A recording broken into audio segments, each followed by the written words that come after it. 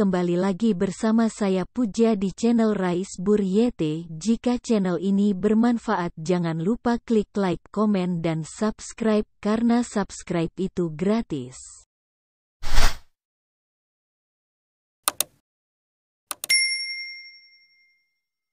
Seperti hotel, hostel gitu ya, dan lain sebagainya gitu ya. Nah, segmen pasar. Nah, kalau segmen pasar itu meliputi beberapa aja ya yang coba kutip.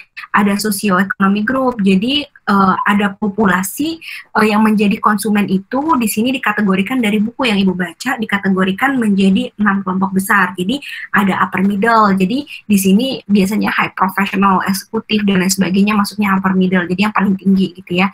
Terus juga ada middle class. Itu yang bagian intermediate professional. Jadi di tengah-tengah gitu ya.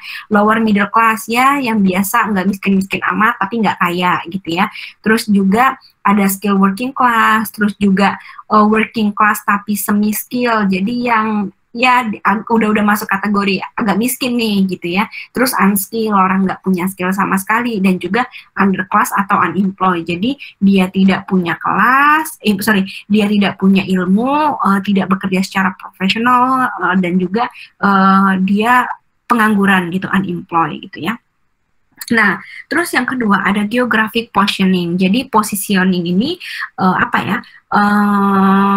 walaupun balik lagi yang Ibu bilang tadi, ketika kita sudah ready atau siap untuk menjual barang dagangan kita, produk, service, dan lain sebagainya secara online, so we have to be ready untuk menawarkan barang kita tersebut, produk kita tersebut kepada orang-orang yang mempunyai ras berbeda, suku berbeda, agama, belief, terus juga culture yang berbeda, secara geografisnya berbeda, dan lain sebagainya. Namun dengan koneksi internet ini sendiri memberikan kita keuntungan yang berlipat ganda dengan tanpa mengenal jarak gitu ya. Jadi selagi kita bisa melakukan transaksi secara online, pembelian secara online, jadi tanpa mengenal belinya dari mana, barangnya di mana, nanti juga akan disipin ke rumah kita dengan berbagai circumstances atau ketentuan-ketentuan yang harus mereka fulfill atau penuhi gitu ya.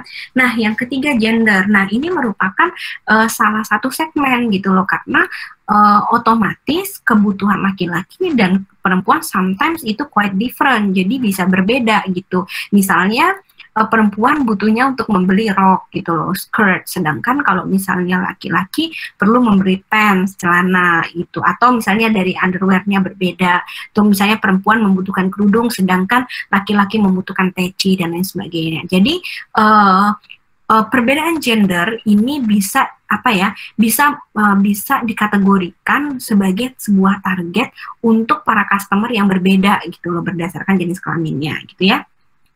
Oke, nah terus berikutnya adalah age atau usia gitu ya, umur. Nah ini juga akan berbeda, that's why dia masuk ke dalam segmen segmen pasar gitu ya.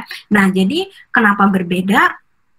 Karena kebutuhan secara logikanya, kebutuhan setiap orang dengan ini yang berbeda itu akan dengan umur yang berbeda atau usia yang berbeda itu akan berbeda juga ya. Contohnya anak baby, toddler di bawah 5 tahun butuhnya popo, butuhnya pampers gitu ya. Sedangkan kita usia produktif tidak butuh pampers. Mungkin nanti ketika kita udah usia di atas 70 tahun, di atas 80 tahun, mungkin kita butuh pampers gitu ya. Nah, tapi untuk sekarang kita nggak butuh pampers, tapi kita butuhnya pants, celana, atau rok, atau t-shirt, dan lain sebagainya gitu ya. Yang sangat berbeda ketika kita bandingkan dengan orang-orang yang mungkin berbeda usianya dengan kita gitu. Atau misalnya anak-anak kecil butuhnya dress-dress mini yang kecil-kecil gitu loh. Sedangkan ketika kita udah dewasa, dan misalnya segmennya perempuan membutuhkan kerudung gitu ya. Nah, berikutnya adalah taste dan fashion. Nah, setiap orang mempunyai taste yang berbeda, mempunyai fashion yang berbeda-beda. Contoh, ada perempuan yang suka banget pakai rok, tapi ada perempuan yang nggak pernah banget pakai rok. Nah, ini merupakan satu taste dan fashion yang berbeda-beda setiap orang gitu loh. Jadi, selera ini bisa diungkapkan dari pelanggan-pelanggan tertentu. Misalnya, dari customer itu sendiri memberikan satu statement yang menunjukkan bahwasanya saya nggak pernah pakai jeans, tapi saya pakainya celana bahan gitu ya, atau celana kain gitu. Saya tidak pernah pakai rok, saya pakainya jeans dan lain sebagainya. Nah, sehingga kita selaku e-marketer, jadi orang-orang yang melakukan marketing gitu ya, kita bisa merancang sebuah sebuah pemasaran secara elektronik yang tepat sasaran gitu loh. Makanya dibutuhkanlah yang tadi marketing plan, jadi perencanaan marketing secara online gitu ya. Oke, nah berikutnya kompetitor analisis.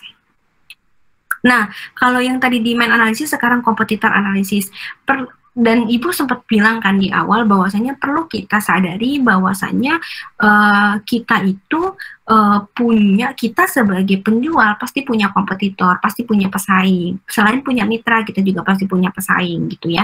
Nah, jadi di sini kita juga harus mengetahui dan harus membangun satu knowledge gitu ya, membangun pengetahuan bahwasanya pesaing kita itu jualannya apa aja, terus kekurangannya apa aja, lalu kekurangannya bisa nggak saya tutupin dengan barang yang saya miliki gitu loh. Nah, kalau biasanya nih kompetitor, kadang juga definisi dari analisis kompetitor itu biasanya disebut dengan kecerdasan kompetitor atau kompetitor intelligence. Jadi analisis kompetitor ini adalah analisis yang melibatkan, ini Ibu tambah dulu ya sebentar ya. Ini adalah analisis, biar teman-teman nggak gini, adalah analisis yang melibatkan pengumpulan informasi tentang berbagai kriteria, termasuk gitu ya, siapa aja nih pesaingnya gitu loh. Terus misalnya nih contohnya tadi kita berjualan kerudung, nah siapa aja nih pesaingnya, misalnya brand-brand ternama nih, sorry Ibu sebut merek ya, misalnya kalau misalnya pakaian muslimah ada Ria Miranda, terus juga nanti ada Button Scarf dan lain sebagainya, banyak banget kan. Nah, nanti kita sebagai penjual kerudung, dia bagusnya di mana ya? Terus celahnya di mana ya? Mungkin Button Scarf dia lebih mahal gitu loh. Bisa nggak sih saya menjual dengan yang lebih miring tapi kualitasnya sebagus Button Scarf, sehingga saya bisa mendekati pasarnya Button Scarf, tapi yang memang mereka butuh harga yang lebih miring gitu, yang lebih murah tapi dengan produk dan kualitas seperti Button Scarf dan lain sebagainya gitu ya. Nah, di situ juga mereka juga harus memahami produk yang dijual para kompetitornya itu seperti apa. Lalu misalnya dia tidak menjual produk, layanannya apa aja, servisnya apa aja yang diberikan kepada customer itu sendiri gitu ya. Nah, analisis kompetitor ini atau kompetitor analisis ini harusnya memberikan support atau memberikan bantuan kepada kita yang ingin melakukan pemasaran secara online itu untuk menentukan impact atau dampak dari tindakan yang dilakukan oleh para pesaing kita tersebut terhadap barang atau produk yang akan kita jual gitu ya. Oke, nah selain itu ada e-marketing audit. Jadi tidak hanya keuangan doang yang diaudit gitu ya. Jadi ada yang namanya audit e-marketing. Jadi ini gunanya untuk melakukan audit ini adalah audit yang dirancang untuk meninjau gimana sih sejauh mana kinerja marketing kita ini sehingga sudah mencapai, misalnya katakanlah sudah meningkatkan banyak customer yang membeli produk, atau misalnya meningkatkan pembelian dari customer tersebut. Misalnya yang biasanya nih Dewi Natasha beli sampo di toko Ibu hanya 5, terus tiba-tiba karena Ibu marketing terus nih ke Dewi, nge-WhatsApp Dewi terus, Dewi pokoknya beli nih, ini bagus Dewi, ini Dewi, yaudah deh Bu, saya beli 10 bulan ini, nanti saya kasihin ke tante saya, saya dan sebagainya. Nah, berarti di situ harus Ibu audit, ternyata dengan cara approach satu persatu ke orang dengan menggunakan WhatsApp, masuk nih gitu, produknya meningkat nih, katakanlah meningkat 10% penjualan dan lain sebagainya gitu loh. Nah, terus di marketing tersebut yang harus yang harus dianalisis itu ada kontribusi terhadap kinerja bisnisnya seperti apa, terus efektivitas pemasarannya seperti apa, lalu efektivitas penggunanya seperti apa. Jadi kita harus melihat dari sisi marketing dan juga dari usernya gitu ya, sehingga